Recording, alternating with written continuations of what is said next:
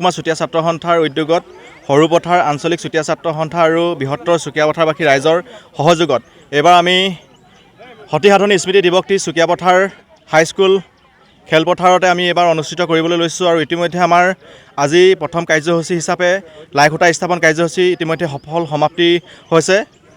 ইয়াৰ পিছতে আমাৰ যি ৭ বহাগ তাৰিখে ইংৰাজী 21 এপ্ৰিল তাৰিখে সতীসাধনী দিৱসটি আমাৰ উদযাপন হ'ব।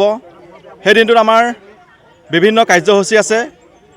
বিশেষকৈ আমাৰ সেই দিনটোতে বাৰেৰহণীয়া সাংস্কৃতিক শোভাযাত্ৰা আছে।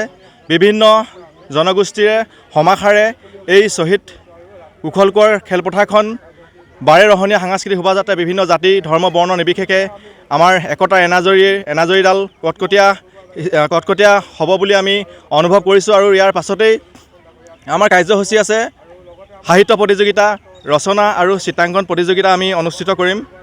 ইতিমধ্যেই ছাত্ৰ ছাত্ৰীসকলে আমাৰ লগত যোগাযোগ স্থাপন কৰিছে। তাৰ পিছতে আমাৰ মুকলি সভা অনুষ্ঠিত হ'ব।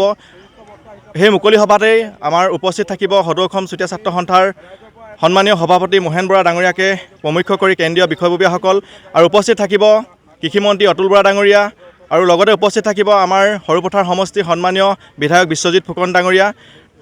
মুকলি সভাৰ সমাপ্ত হোৱাৰ পিছতে আমাৰ সাংস্কৃতিক সন্ধ্যা অনুষ্ঠিত হ'ব। আৰু সাংস্কৃতিক সন্ধ্যাৰ কাৰণে আমি আমন্ত্ৰণ কৰি আনিছোঁ সংগীত গায়ক হিচাপে আমি আমন্ত্ৰণ কৰি আনিছোঁ কৃষ্ণমণি চুতীয়া ডাঙৰীয়া।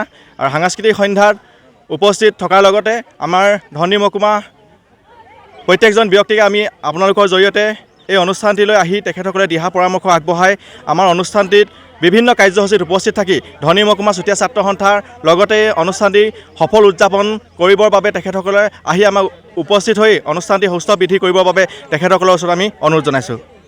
সন্থাৰ উদ্যোগত আৰু সৰুপথাৰ আঞ্চলিক চুতীয়া ছাত্ৰ সন্থাৰ সহযোগ তথা চুতীয়াপথাৰ বাকী ৰাইজৰ সহযোগত আমি অনুষ্ঠানটি আয়োজন কৰিবলৈ লৈছোঁ। আমি সেই অনুষ্ঠানটিত আমি ৰাতিপুৱাৰ আমি পতাকা উত্তোলন কাৰ্যসূচী লৈছোঁ। তাৰপিছতে আমাৰ স্মৃতি তৰ্পণ কাৰ্যসূচী আছে। তাৰ পাছতেই আমাৰ বাৰেৰহণীয়া সাংস্কৃতিক শোভাযাত্ৰা আছে। তাৰপিছতে আমি আমাৰ মুকলি সভাখন আয়োজন কৰিছোঁ আৰু ৰাতিলৈ আমি সাংস্কৃতিক সন্ধিয়া কাৰ্যসূচীটো আমি ৰাখিছোঁ।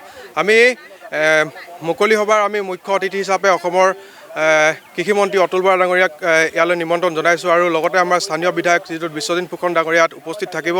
আৰু লগতে আমাৰ সদৌ অসম চুতীয়া ছাত্ৰ সন্থাৰ সন্মানীয় সভাপতি মোহেন বৰা ডাঙৰীয়াকে প্ৰমুখ্য কৰি সম্পাদক ৰাজু চুতীয়া ডাঙৰীয়াৰ লগতে বিভিন্ন ব্যক্তিসকল ইয়াত উপস্থিত থাকিব। আমি নিৰ্দিষ্ট বক্তা হিচাপে ইয়ালৈ নিমন্ত্ৰণ জনাইছোঁ ময়ূৰ বৰা ছাৰক। আমি ৰাইজৰ পৰা এটাই আশা কৰিছোঁ, ৰাইজে যাতে আমাক সহায় সহযোগ আগবঢ়ায় আৰু বিভিন্ন দিশত ৰাইজে যাতে দিহা পৰামৰ্শ আগবঢ়াই দিয়ে, তাৰ বাবে আমি ৰাইজৰ ওচৰত আমি গুহাৰি জনাইছোঁ।